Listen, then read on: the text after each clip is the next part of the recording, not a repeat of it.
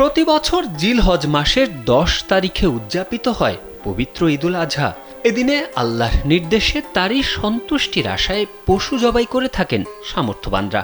এটি একটি ওয়াজিব ইবাদত।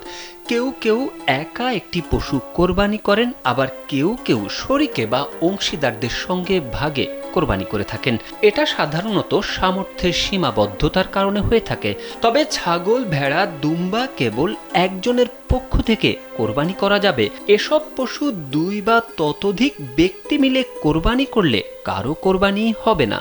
আর উট, গরু, মহিষ সর্বোচ্চ ৭ জন শরিক হতে পারবে।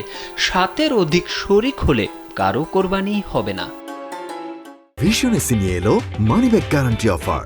১ মাস ব্যবহার করে সন্তুষ্ট না হলে সম্পূর্ণ টাকা ফেরত। হযরত জাবের রাদিয়াল্লাহু আনহুর সূত্রে একটি হাদিসে বর্ণনা করা হয়েছে, আমরা হজের ইহরাম বেঁধে রাসূলুল্লাহ সাল্লাল্লাহু আলাইহি ওয়াসাল্লামের সঙ্গে বেরোলাম।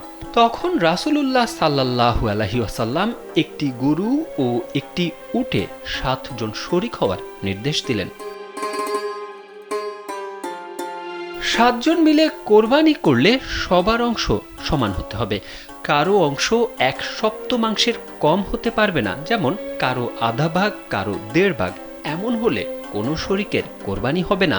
তেমনই ভাবে সম্পূর্ণ হালাল সম্পদ থেকে কোরবানি করতে হবে। হারাম টাকা দ্বারা কোরবানি সহিহ হবে না। এক্ষেত্রে অন্য শরিকদের কোরবানিও আদায় হবে না।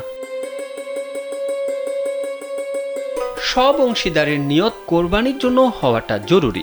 পবিত্র কোরআনে সূরা হজের ৩৭ নম্বর আয়াতে আল্লাহ তাআলা বলেন, এগুলোর গোশত ও রক্ত আল্লাহর কাছে পৌঁছে না, কেবল পৌঁছে তোমাদের অন্তরের তাকওয়া বা আল্লাহ ভীতি।